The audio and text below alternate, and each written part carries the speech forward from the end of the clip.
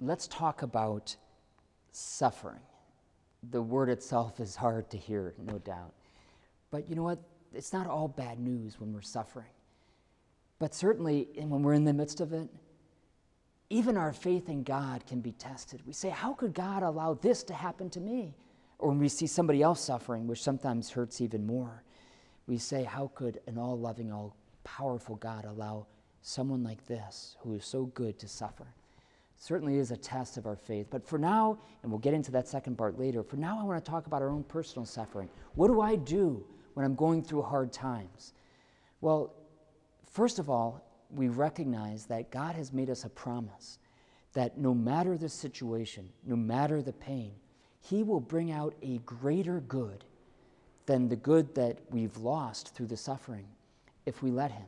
What does that mean? God would bring out a greater good out of every single situation. Well, because God doesn't intervene and stop bad things from happening to us all the time, otherwise, we would not have even free will to get around and make bad decisions. He does step in and say, even though you've got yourself into this situation, or even though perhaps the sickness has occurred, if you come to me, if you come and learn from me, if you come and embrace me in the midst of your pain, I promise to bring out a greater good.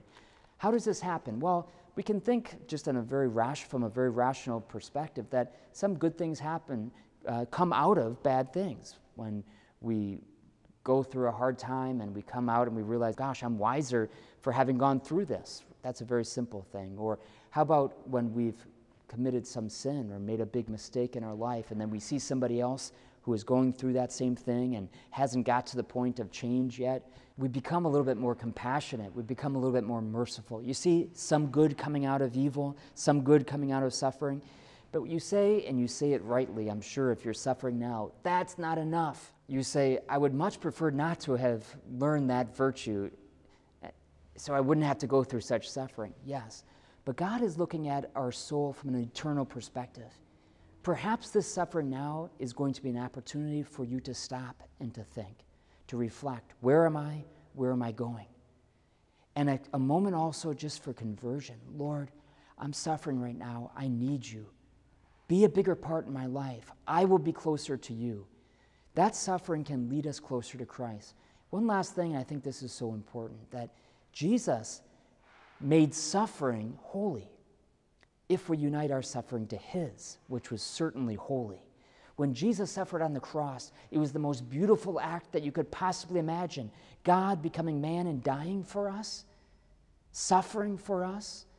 When we're suffering, we can say, Lord, I unite my suffering to your suffering, that it might be a blessing of grace to somebody else.